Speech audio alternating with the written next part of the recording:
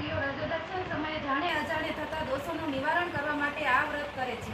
પુરાણોમાં આ દિવસ ઋષિ પાંચમ તરીકે વિખ્યાત છે.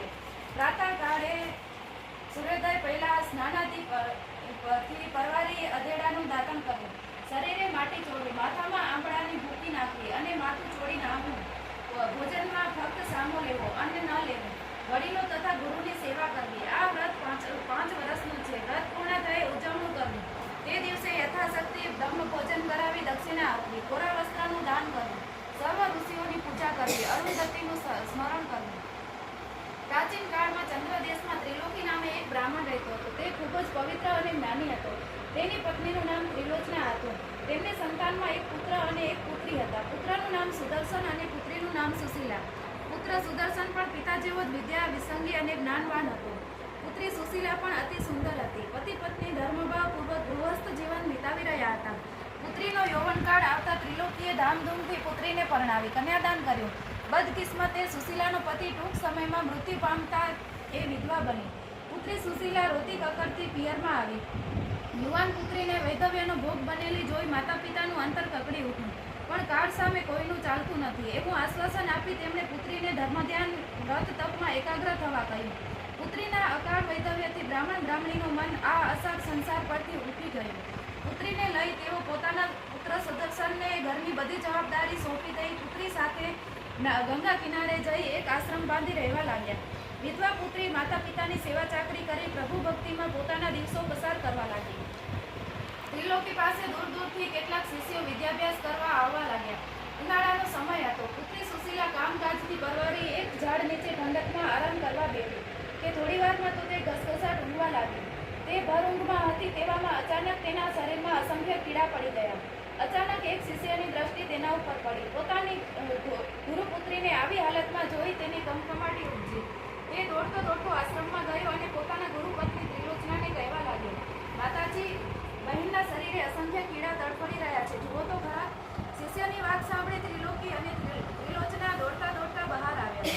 ઝાડ નીચે જઈને જુએ છે તો પોતાની પુત્રીના શરીરે અસંખ્ય કીડા ખદબદી રહ્યા હતા. ગુરુ અને શિષ્યો તેને ઉપાડી આશ્રમમાં લાવ્યા. પછી ગુરુ ત્રિલોકીએ શાંત ચિત્તે સમાધિ લગાવી પુત્રીના પૂર્વજન્મના કર્મો જોયા. તેણે કહ્યું, આપણી પુત્રી ગયા ભાવમાં એક બ્રાહ્મણી હતી.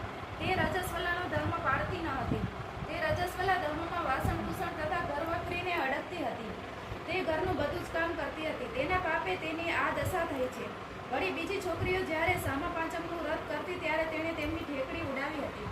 આ પાપે તેને અકાળે વૈધવ્ય ભોગવવું પડ્યું છે. હે પ્રિય, જે પોતાનો ધર્મ ચૂકે અને બીજાની ધાર્મિક ભાવનાની ઉપેક્ષા કરે છે તેઓની આવી સ્થિતિ થાય છે. બ્રાહ્મણી ત્રિલોચનાએ આનો કોઈ ઉપાય બતાવવા કહ્યું. ત્યારે બ્રાહ્મણ ત્રિલોચને કહ્યું, આપણી પુત્રીએ સામા પાંચમનું વ્રત કરવું પડશે. સુશીલાએ મનોમન વ્રત કરવાનો નિર્ણય કરી લીધો અને તે વ્રત કેવી રીતે કરાય તે બાબતે પિતાને પૂછતા પિતાએ કહ્યું, ભાદરવા સુદ પાંચમના દિવસે આ સામા પાંચમનું વ્રત કરાય. આ દિવસે સવારે ઉઠી નાહી ધોઈ ઘીનો દીવો કરવો, દીવા આગળ ફળ ફળાદીનું નૈવેદ્ય ધરવું, વ્રત કરનારે સપ્ત ઋષિનું ધ્યાન ધરવું. આ 7 ઋષિઓમાં ભારદ્વાજ, ગૌતમ, કશ્યપ, જમદગ્નિ, વિશ્વામિત્ર, અત્રિ અને વશિષ્ઠનો સમાવેશ થાય છે. ત્યારબાદ તેમની કથા સાંભળવી. તે દિવસે સામો, ફળફળાદી અને કંદમૂળ ખાઈ શકાય. તે દિવસે વ્રત કરનાર થોડો સામો ખાઈ ઉપવાસ કરે તો તે વધુ ઉત્તમ ગણાય. તે દિવસે બ્રહ્મચર્ય પાળવું. જો આ વ્રત શુદ્ધ ભાવથી કરવામાં આવે તો તેનું ફળ ઉત્તમ મળે છે. સુશીલાએ મનોમન વ્રત કરવાનો નિર્ણય કર્યો કે તેના શરીરથી પીડા ઓછી થવા લાગી. થોડા દિવસોમાં તેની કાયા કંચન જેવી થઈ ગઈ અને ભાદરવા સુદ પાંચમના દિવસે પિતાજીએ કહ્યું તે પ્રમાણે સામા પાંચમનું વ્રત શ્રદ્ધાપૂર્વક શરૂ કરે. તેથી તેના દોષોનું નિવારણ થયું. જે કોઈ સ્ત્રી પુરાણોમાં પ્રસિદ્ધ સામા પાંચમનું વ્રત શ્રદ્ધાથી કરે છે તેના સર્વ દોષોનું નિવારણ થાય છે અને તેમના અજાણે થયેલા દોષો બળીને ભસ્મ થઈ જાય છે. તેમને સુખ શાંતિ પ્રાપ્ત થાય છે.